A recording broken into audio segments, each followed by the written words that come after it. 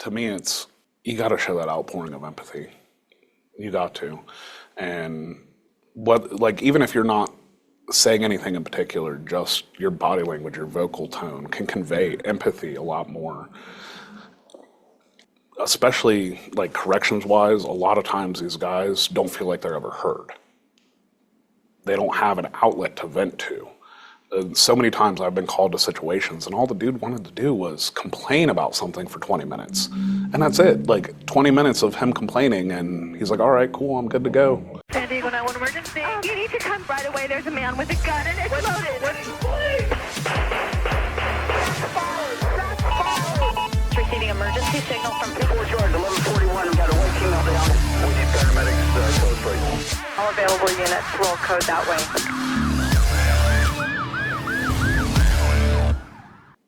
Welcome to the De-Escalation Conversations podcast. With me today is Randall Larkin. He's from London, and he came all the way from London. Now, that's not the UK. It's London, Ohio, smack dab between Dayton and Columbus. Randall works for the Department of Corrections for the state of Ohio, and he is an awardee at this year's Crisis Intervention Team International Conference. He's like the corrections award winner internationally. Randall, it's great to have you on the show. Thanks for being here. Yeah, thanks for having me. Absolutely.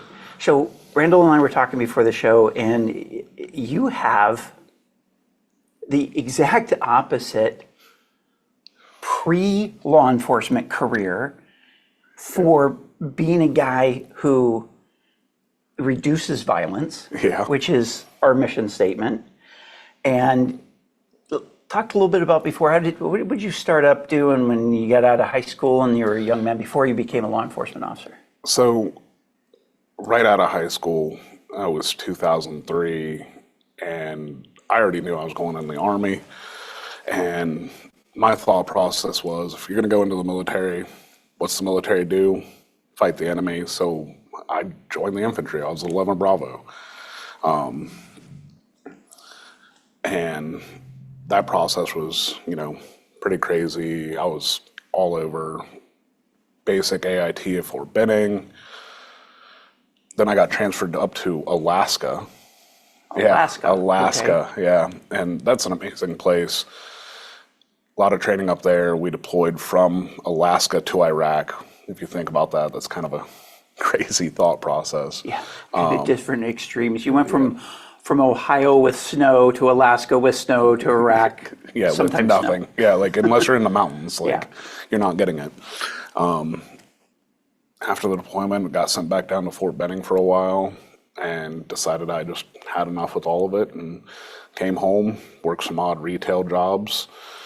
And my dad hit me up and said, hey, Department of Corrections is hiring. So I put in my application, got in to Department of Corrections. And like I told you, 2018, I went through CIT myself and absolutely loved the idea, loved everything behind it.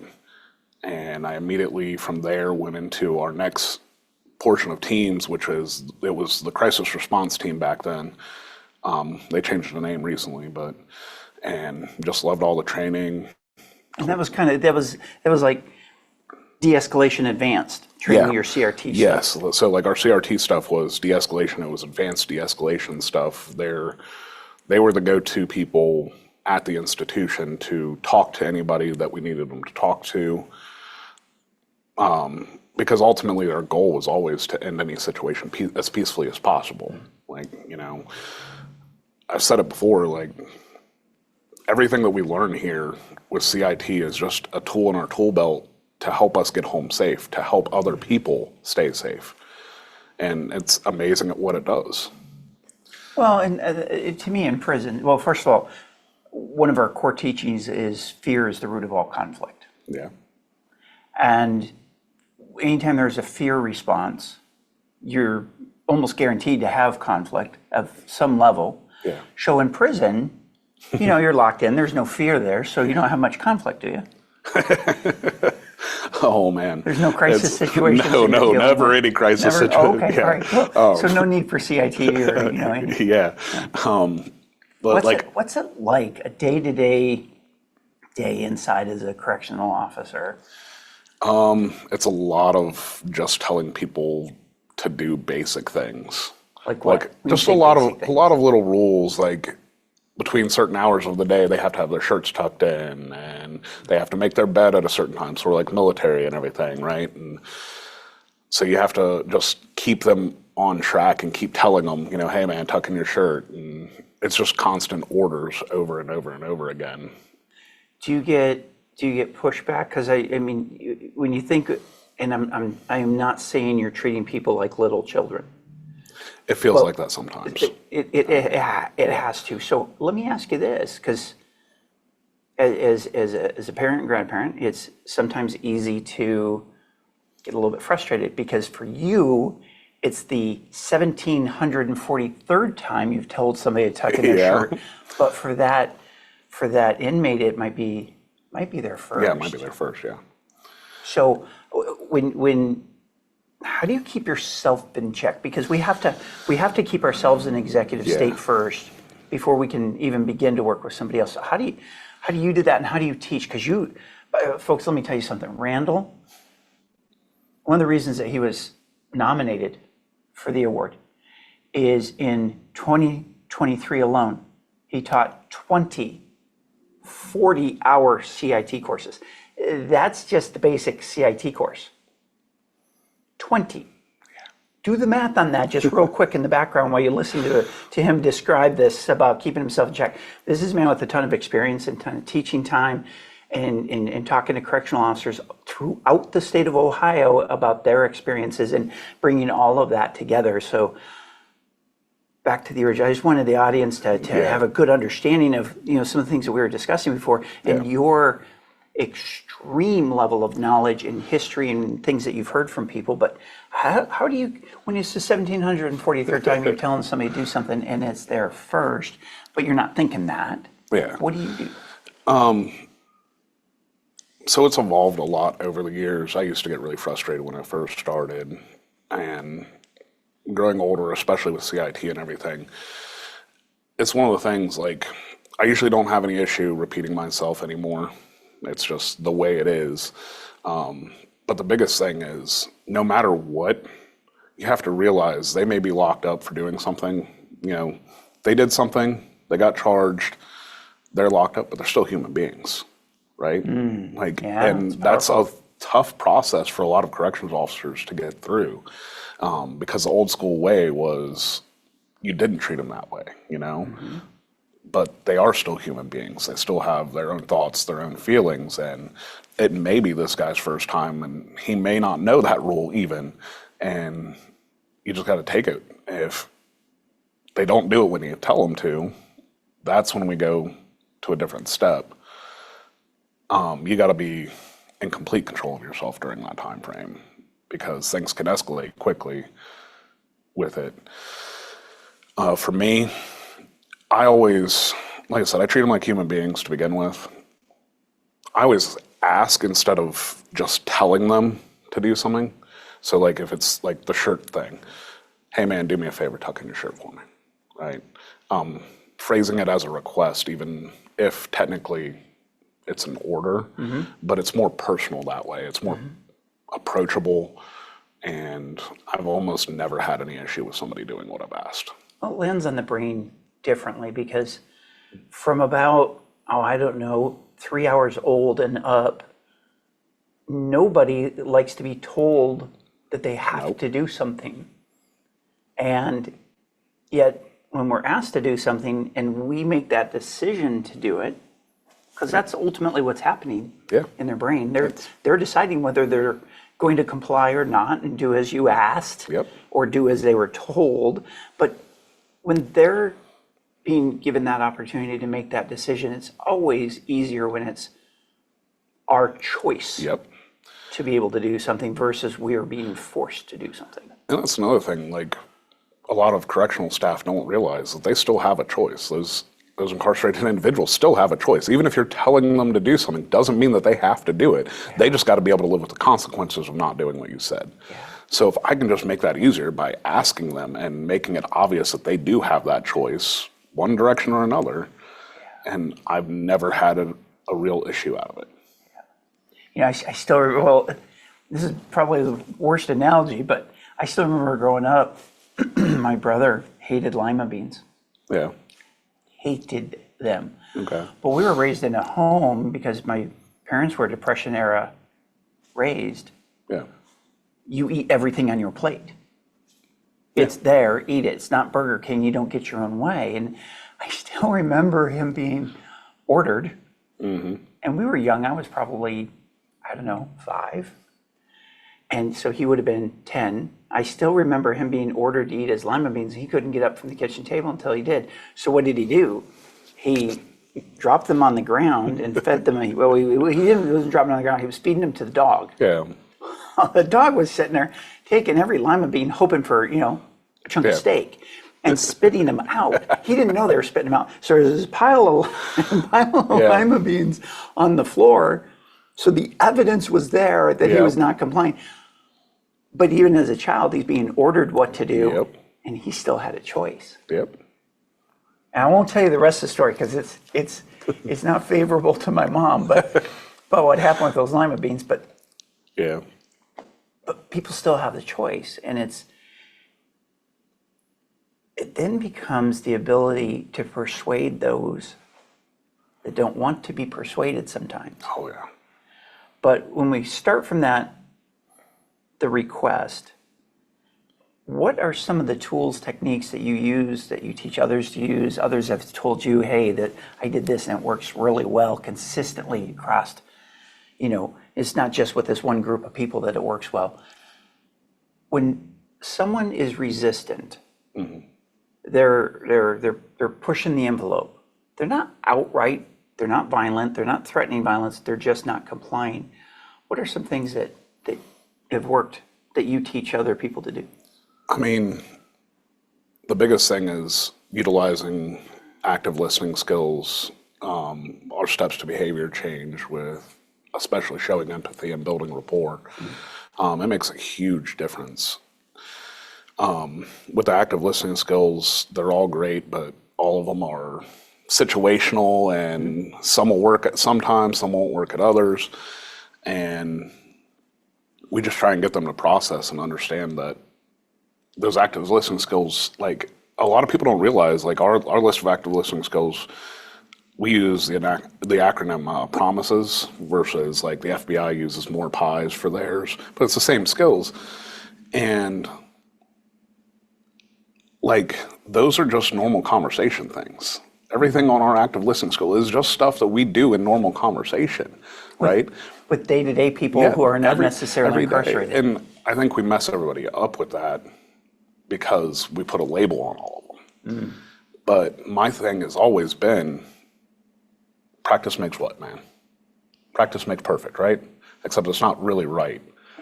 Because how are you going to practice? If you're practicing the same thing every day, but you're consistently messing something up and you don't know you're messing something up, are you going to get any better at it? Perfect practice makes perfect. Perfect practice makes perfect. That's what I've always said. Like I always ask that question. A military thing too. Yeah. Because if you're messing up and you don't know you're messing up, you can't improve. Right. So if you put labels on those things that we do in everyday conversation, you can see what you're doing and how it's working and what's going on, and you can adjust from there. I just preach it, like find a hook, talk about it. I don't care if in all of our scenarios and stuff, I tell every student, I'm like, I don't care if you solve it. You don't need to solve it. All I need to do is I want to see you using your active listening skills, and I want you to talk to this person and just have a conversation. That's all it is. Tell me about this hook thing. Hooks. So, something that anybody's interested in, whatever they want to talk about. I don't care if it has to do with the current situation or not. Find out what they like, because when it comes to de-escalation, it's really hard to stay elevated when you're talking about something you love. You can have somebody all the way up at a 10 and they're yelling and screaming at you, but if you find out what a hook is for them, something that they care about, something that they love, and you get them onto that topic, they're going to come down. It's an amazing process. Yeah. Well, and we teach on 3 pillars: neuroscience, personality science, core human drivers. How your brain works, how their brain works. Yep. Personality science, the words that they can best hear, and then core human drivers, what's motivating them. And on the neuroscience end of what you just talked about, the neuroscience behind it is very simple. First of all, when we talk about calming an angry person in 90 seconds or less, it takes a lot of energy to stay at a highly elevated state. Yeah. And around that 90-second time frame, people start to drop down. It's like a bell curve from your left to right. So going this way. And oftentimes what happens is about the time it's just the way the world works, about the time they're reaching their peak or just coming up near the peak, someone else arrives on scene. Yeah. Because you got called to that incident. Yeah. And then the curve starts again. And so that 90-second clock just got reset. And so about the time they're reaching the second peak, and now we've got overlapping curves, about the time you're reaching that second peak, your cover officers arrive. Yeah. And they introduce new dynamics. Yeah. And so the curve starts again. So instead of having just a normal 90-second where if it was, when I say one-on-one, even if it's several on one, but you've got the same dynamics around. Yeah. When that clock keeps getting reset, now we've got an incident that lasts a lot longer than it normally would. But it's hard for them to maintain that level of energy because it just takes so much. It's physically exhausting. Yeah. Like for you guys too. Yeah. When I say you guys, us as Yeah, law us, enforcement yeah. officers, a school teacher, because we serve school teachers, K through 12, firefighters, medics, anybody in the medical services, and law enforcement. So for any of us, we get home at the end of the day. Yeah. And we're flat out drained. Oh yeah. So let's talk about going home. So, at least with my portion, I have about a 30-minute drive to work, and that gives me time to like try and unwind and unprocess for the day. Maybe call some people, especially if it's been a really stressful day. And I mean, working in a prison, there's a lot of days that are very stressful. Or like when I'm teaching and stuff, where I mainly teach at is about an hour away from home. So that gives me a lot of time to unwind from the process of teaching, especially with this subject in general, because it can get very, very emotional on a lot of the stuff that we do. And it just gives you that time to unwind. Getting home,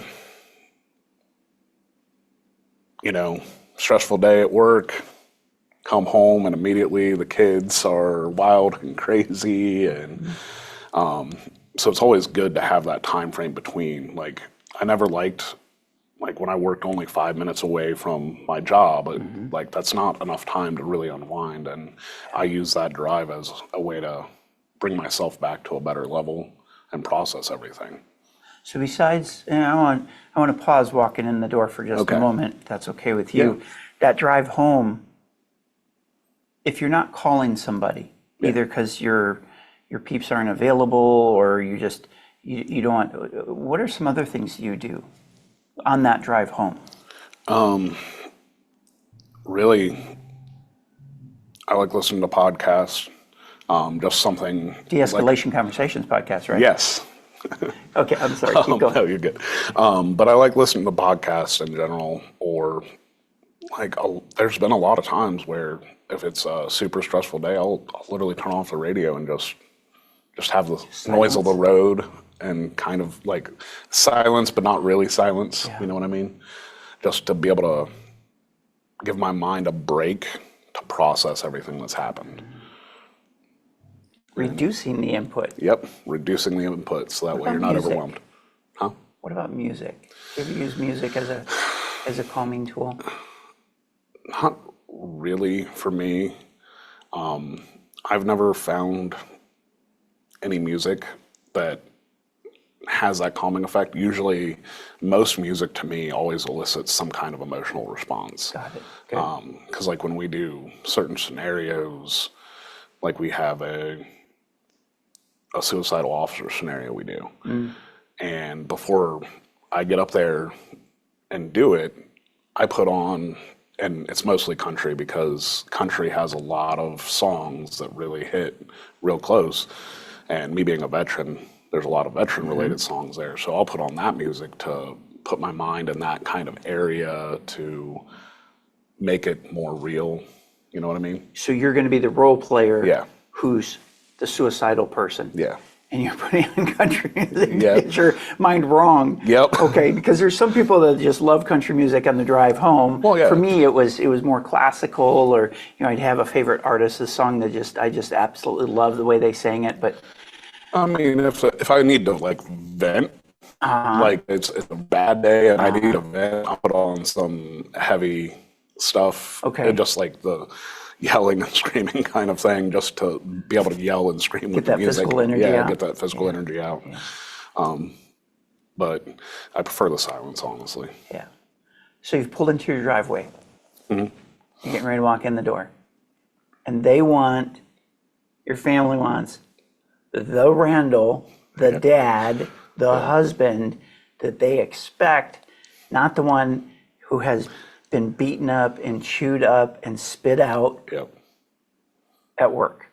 So how do you walk through the door from the time you pull in the driveway, shut off your car, get out, and you walk in the door?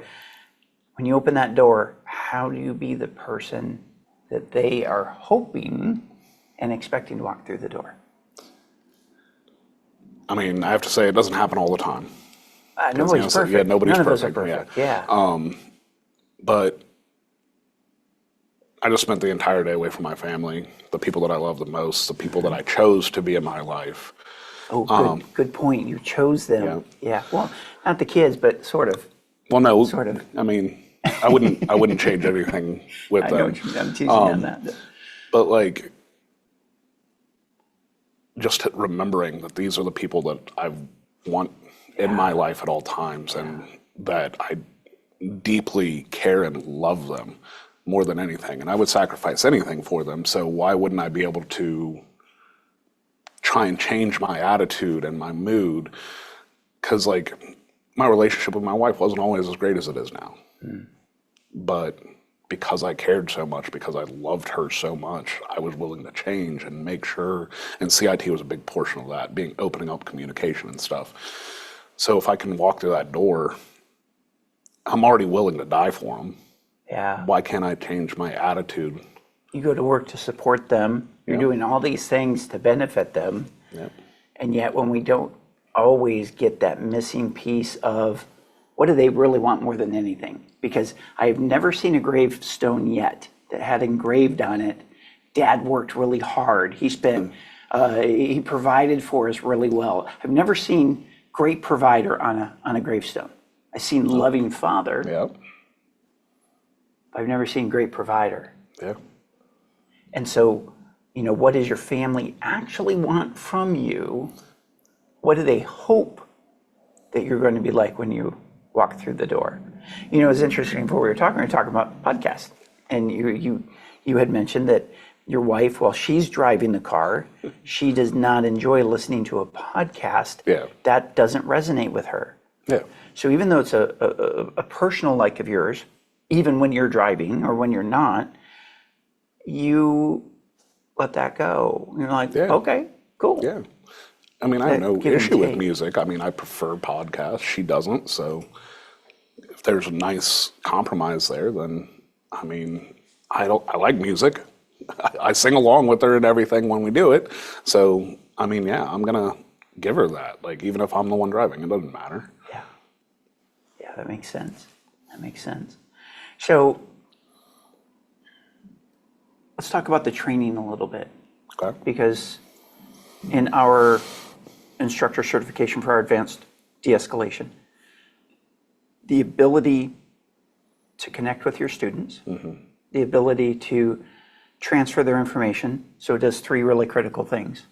There's actually a 4th, but that it lands on their brain in a way that they can accept it, that they retain the information, that they implement it. Yeah. And we'll talk about the 4th maybe later, but those things where it lands on their brain where they can understand it and retain it and then implement it. What are some things that you do as an instructor that you've seen work really well? Relating personal stories.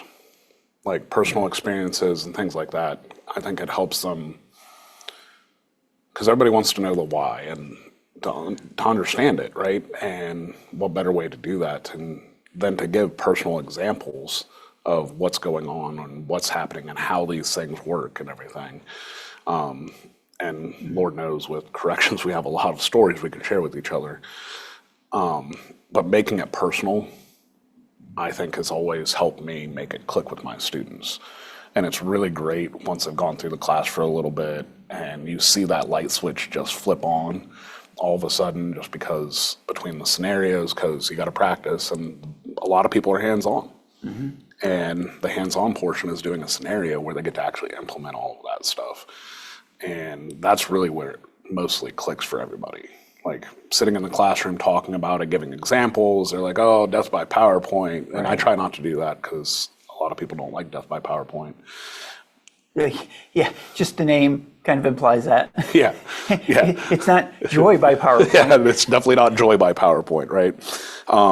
So even when I teach, I try not to, like, I use PowerPoint slides, but I go off track all the time when I'm using the slides, and like the computer will lock up because I've been talking so long about something else, and eventually I'll get back to it and everything. But I think just making everything a little bit more personal, sharing personal experiences, personal stories, and showing how all of this stuff actually works in a real situation greatly helps them understand it and absorb that information. And then you hit the scenarios and they're putting it into practice. And seeing everybody advance from the very first scenario, because we do an intense schedule from what I've seen from other places when it comes to scenarios. We put them through 16 scenarios in 2 days. That is a lot. That's a lot. But like, it's a lot of practice also. And seeing those people on day one first scenario and how much they're messing it up. But the coach, like, we give them the feedback, be like, hey, you might want to think about this, or be mindful of saying things like this, and just seeing them progress over just 2 days. But it's 16 scenarios, but over 2 days, the amount of progress that they gain is completely amazing. That's very cool. Yeah. Now, you still get text messages and phone calls from prior students. Tell us a little bit about that. So every class, I give out my work phone, my state phone, because that phone is on 24/7, 365. If it rings, I answer it. If it's a text message, I see it, I'll respond to it. So I give it to every class to begin with. I put it up on the board for them.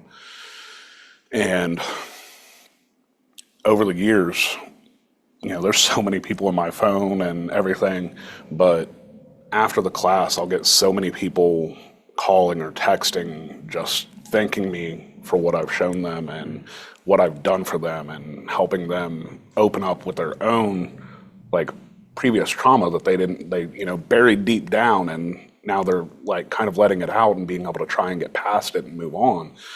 And it's constantly, every single week I get text message or call from somebody about the stuff, and it's just really amazing to know that I had that kind of effect on somebody's life. Yeah. That they're cool. opening up, and that they're just the things that I showed them and what I've done for them, personal stories that I've shared with them, and it's just helped them in the long run. And it's an amazing thing. Yeah. And I love what you just said about how it gives them insight into the things that have happened to them, because we know hurt people hurt people. Yeah. And if they're the correctional officer and they've been through some stuff that they haven't fully processed, and the reality is there's rarely a human walking the planet that doesn't have something like that. Yeah. And, a lot of times law enforcement is drawn to law enforcement because they were hurt, and the desire to keep other people from being hurt in that way. Yeah. But they're still carrying that load with them. Yeah. So that the side benefit is the emotional wellness that comes out of just trying to calm a prisoner down, an inmate down. Yeah. But it ends up helping the employee. that's one of the biggest things. Like, I tell it to every class, like, how can we be expected to help somebody else if we can't help ourselves? We got to work on us first. And I'm not saying you can't help somebody if you're not in a good place. You can, but you're going to do so much better if you're working on yourself, right? There's a quote that I love. These mountains that you're carrying, you were only supposed to climb. Do you know where that came Not sure. I'll have to look it up and get it back to you. I know the quote. I'm just not sure on the exact author of it. So I will get back to everybody with that. And we'll try and find it. If you know this, put in, please comment and share, and put in there and save us some research. But yeah, it's all about. Okay, so say that one more time. These mountains that you're carrying, you were only supposed to climb. Wow. And to me, it's really deep because it's about trauma. Like, things that we've experienced, things that we've gone through, we're carrying them with us at all times, when really we were supposed to process that stuff and be able to move on, but we're still carrying around these mountains with us. Yeah. And it's pretty deep for me. Like, I mean, I do it. I'm sure a lot of other people do it too. Yeah. And it's just something to think about at all times, like the baggage that we're carrying with us that maybe we can try and let go of at some point. Yeah.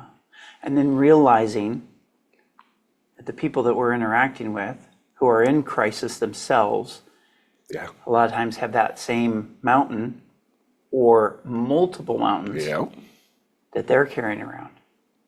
And so the ability to understand through their lens how things look and the experience that they're having, that ability to let them know that you understand that.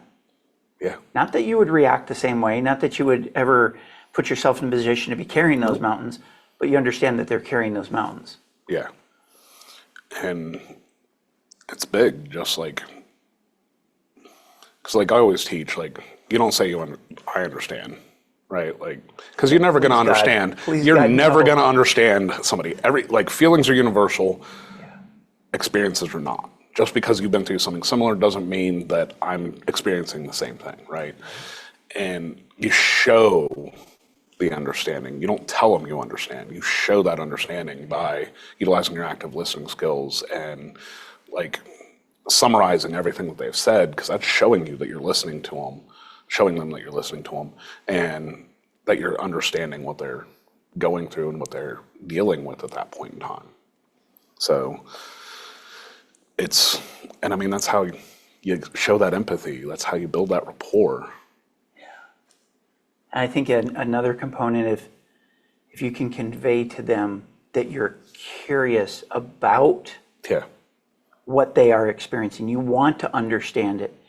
The fact that you're able to do that does two things. Number one, you cannot be curious and be in survival state. So it helps you control your brain, but it also lets them know that you care enough, because you're letting them know, I'm curious, what is this like for you, that you want to understand them. Yeah. And there are so many people in this world today who don't have a connection with someone. And so when oftentimes a stranger, maybe somebody they see around the yard, actually expresses, hey, I'm interested in you. And it's not just I'm interested in you, but I'm interested in understanding, I'm curious about what you are facing, what it's been like for you. Yeah. Because how many cops do you know that have been divorced? A lot. Like a lot, right? But if you were to ask them, hey, is your divorce like everybody else's? They would go, oh, no. Nobody else has had an ex-husband like mine, or an ex-wife, or our circumstances were really unique. You said it. Everybody's experience is different. Yep. For any number of reasons. You can go through 2 divorces, and it's going to be very different just because you're a different person today than you were yesterday. Yep, absolutely. Yeah. Any advice to somebody who's dealing with somebody in crisis? You would say, if you don't do anything else, try this and see if it works. So to me, you got to show that outpouring of empathy. You got to. And even if you're not saying anything in particular, just your body language, your vocal tone can convey empathy a lot more. Especially like corrections wise, a lot of times these guys don't feel like they're ever heard. They don't have an outlet to vent to. So many times I've been called to situations and all the dude wanted to do was complain about something for 20 minutes. And that's it, like 20 minutes of him complaining and he's like, all right, cool, I'm good to go, you know? But giving them the outlet, asking questions, specifically open-ended questions, and being curious about their situation or anything that they love or care about. Even if you don't actually care what they care about, you got to pretend at least. You got to act like you care. But just stay curious. Ask those questions. Love it. Because what you just did was the question I was going to ask you when you said express that empathy was, what does that look like? And you just described what it does look like. Yeah. So thank you for that. Yeah. Randall, thanks for the honor of you being here. The honor of you spending your time. Again, the 2024 CITI Correctional Officer of the Year winner here with us on De-Escalation Conversations podcast. Check us out at theidea.world. There's a ton of tools available for you. It does not matter whether you're a school teacher, firefighter, medic, medical services, hospice worker, nurse, doctor, no matter where you're at in the medical services field or law enforcement. We have specialized advanced de-escalation training for you. We have our relationships transformation course opening up September 9th. Don't miss that. If you have a relationship, whether it's professional, whether it's personal, whether it's casual, a loving relationship that you're looking for the answers to be able to get it back on track to where it should be, or to make sure it doesn't go off track, check out our relationships transformation course. You can express interest on the homepage just by filling out that form, clicking the radio button for what you'd like to learn more about. We'll make sure you're kept in the loop. Until next time, as always, stay safe. You found a lot of great value in this episode of the De-Escalation Conversations podcast. Please be sure to go out to our website, theidea.world, THEIDEA.world. On that website, just click on the link that resonates with you most. If you're a K-12 educator, if you're a firefighter, medical services, law enforcement, flight attendants, whatever industry you're in, we have specialized training for you. So check that training out, because literally it can save your life, it can save your relationship, it can save your career. So check out theidea.world. I'll look forward to seeing you soon. Take care. This is Kerry Mensior, and thanks for watching this episode of the De-Escalation Conversations podcast. I hope you got some great insights that you can use right away. But don't stop here. Click that video link above and keep the momentum going with another powerful episode. And hey, if you haven't already, please hit that like button and the subscribe bell so you never miss an episode. New strategies, new stories, and new ways to connect coming your way every week. See you in the next episode.